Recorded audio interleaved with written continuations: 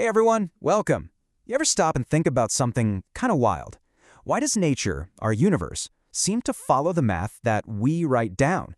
I mean, from the way planets move to the spirals in a sunflower, it's like the cosmos is just really, really good at math. So today, we're going to dig into why that is. Let's jump right in. So yeah, this is the big one. This is the question that's kept philosophers and scientists up at night for centuries. Why on earth does the universe appear to obey the rules, the equations that we scribble down on a notepad? How can something so abstract, so human like math, map onto the real, physical world with such spooky perfection? All right, let's start with section 1, a mathematical mystery. And we're calling it that because, honestly, this whole connection between math and nature, it can feel like a giant cosmic illusion. I mean, just think about it for a second. You look up at the sky, you track the path of a planet, and it lines up with our equations perfectly. It is so easy to fall into that trap, right? To think the planet is somehow reading the equation and following the instructions.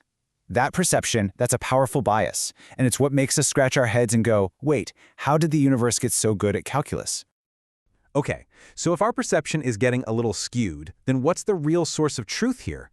Well, that leads us right into section 2, the ultimate judge. We're about to find out what or who really calls the shots in science. And here it is, a really crucial idea. There's a pecking order in science, and at the very top, the supreme absolute judge is the experiment. The equation, no matter how pretty it looks, no matter how elegant it is, it's just a servant. Its one and only job is to describe what the experiment tells us. And the way science responds is simple, but you know what? It's also completely brutal. If your equation matches the experiment, great, you're in. It gets accepted. But if it doesn't, it's out. Rejected. That's it. End of story. There's absolutely no wiggle room. So this is the key takeaway here. When the math fails to reflect what's actually happening in the world, we don't just, close our eyes and hope for the best. No way. We throw out the math. The formula is what changes. Nature is the thing that stays the same. That power dynamic, that's everything. Okay, so if we're constantly tossing out bad math, then where does the good math come from? How is it made? Well, that brings us to section 3, forging the formula. Because here's the thing. Equations aren't just found lying around like shiny pebbles. They're built, they're manufactured. They're kind of like maps of reality. And this is how they do it. It's called the refinement loop. It's basically a two-step dance. Step 1, scientists find exactly where their model, their equation, breaks down, where it doesn't match up with reality. And then, step 2, they refine their description. They tweak it, they adjust it, sometimes they have to tear the whole thing down and start over, all until it perfectly mirrors what they're seeing.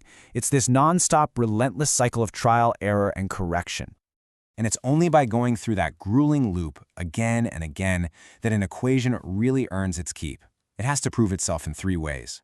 First, refinement. This means it's been through the ringer. It's been painstakingly adjusted over time. Second, compliance. It has to actually work, to mirror what happens in the real world, right now. And finally, proof. It has to be more than just a description. It has to be a trusted tool that can actually predict what's going to happen next. Which brings us to section 4, mistaking the map. Okay, we've got all the pieces on the board now. We are finally ready to solve that big mystery we started with. So here it is, the big reveal, laid out side by side. On one side, you have the common myth, what most of us kind of assume, that nature is following a rulebook that we wrote for it. But the scientific reality? It's the complete opposite. We are the ones building rules that are forced, kicking and screaming if they have to mimic what nature is already doing. And honestly, if you remember one thing from all of this, let it be this. We build formula to comply with nature, not the other way around. That's it. The relationship is a one-way street. Our math is forced to follow nature. So it's not some deep, spooky mystery, it's a job requirement. And this leads to a really powerful way of thinking about it. You can't mistake the map for the territory itself, right? Our equations, our formulas, they're the maps. They're amazing. They're super useful, incredibly detailed descriptions. But nature, that's the actual territory. The real world doesn't look at our map to figure out where to put a mountain. We look at the mountain to draw the map. Okay, so what do we do with this? How can this change how we think? Well, our last section is all about that. It's your new toolkit, basically the 3 big ideas behind all scientific modeling. So here's the mental model you can walk away with. First, remember, The equation is just a tool. It's a thing we built, like a hammer or a wrench. Second, it's reactive. It doesn't lead, it follows. It changes based on what we see in the world. And third, and this is huge, it is always, always subject to revision. No equation is sacred. If new evidence comes along that smashes the model, it's the model that changes, not the evidence. So, let's leave you with this final thought to chew on. If every single scientific formula we have is really just a map, a detailed drawing of the world we've explored so far, then what new territories are still out there? What vast, undiscovered continents are just waiting for us to show up and start drawing the next map?